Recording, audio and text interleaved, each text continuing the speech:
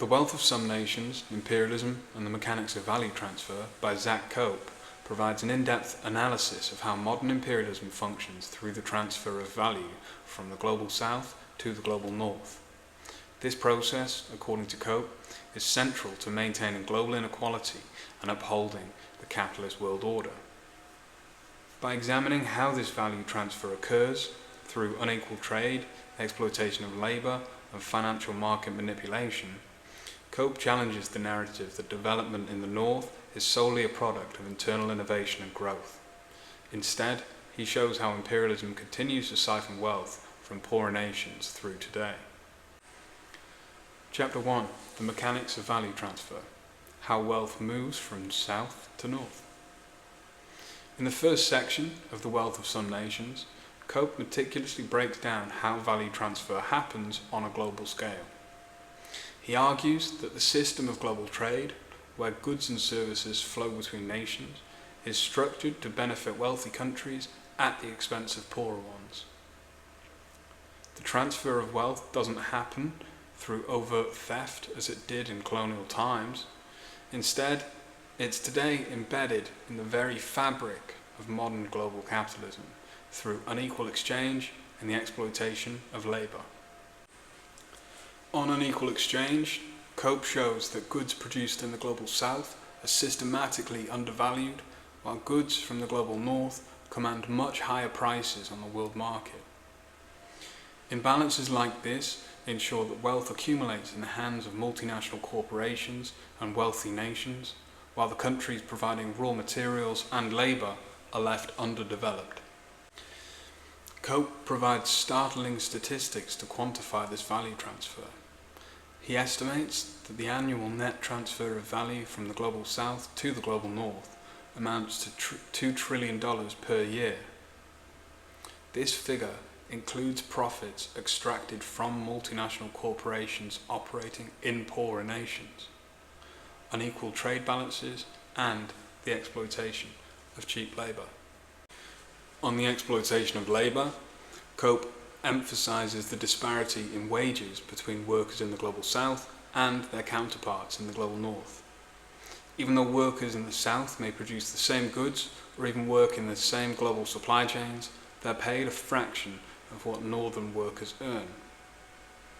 Cope explains this wage gap, coupled with the higher productivity of labour in the south due to intensified exploitation, results in enormous profits for corporations headquartered in the wealthy nations. To back this up, Cope highlights how the global wage disparity leads to super profits.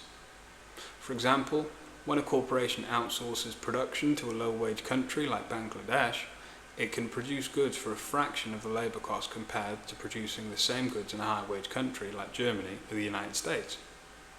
This disparity doesn't just generate profits, it represents a systematic transfer of value from the workers of the global south to the wealthy economies of the north. In the next section, Cope presents imperialism as a global class structure. Here, he extends his analysis to show that imperialism has created a global class divide, with workers in the global north occupying a relatively privileged position compared to their counterparts in the global south. This isn't just a matter of wages either. Cope argues that the very structure of the global economy is designed to keep workers in the south super exploited and underpaid, while workers in the north enjoy the benefits of higher wages and better living standards. This dynamic, according to Cope, sustains what he calls a labour aristocracy in the global north, which benefits from the exploitation of southern labour. Cope argues that this dynamic helps to maintain social stability in the north, as better wages and social protections for northern workers are financed by continued exploitation of the global south. This system not only allows global capitalists to profit, but also co-opts the working class in the global north, making it harder to build international solidarity against global capitalism.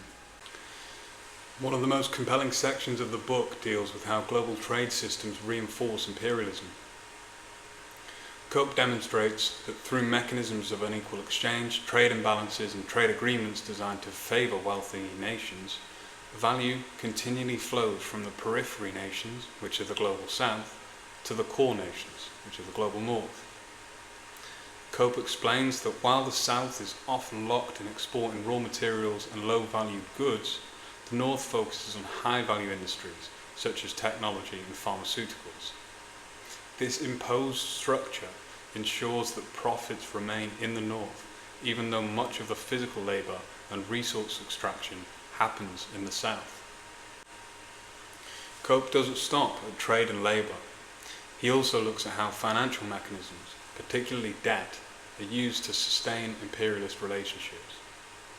Developing nations often find themselves trapped in cycles of debt, forced to take loans from institutions like the IMF or the World Bank under terms that require them to open up their economies, privatise their publicly owned industries, and cut social spending. This debt trap prevents these nations from developing their economies independently and ensures that they remain reliant on wealthier countries for capital and markets. The result is that even when developing nations grow economically, much of the wealth that they create is immediately siphoned off to pay back international debts, often at interest rates that ensure the cycle of dependency continues. Cope also highlights the environmental dimension of imperialism. In many cases, multinational corporations exploit the natural resources of poorer nations without regard for the environmental costs. The Global South often bears the brunt of environmental degradation, whether it's through deforestation, pollution from mining, or the effects of climate change exacerbated by industrial activities in the Global North. The profits from these extractive industries flow to the corporations and nations in the north, while the environmental damage is left behind in the south. Zac Cope concludes the wealth of some nations by calling for a renewed sense of global solidarity among the working class. He argues that to effectively combat imperialism and the global capitalist system, workers in the global north and the global south must unite.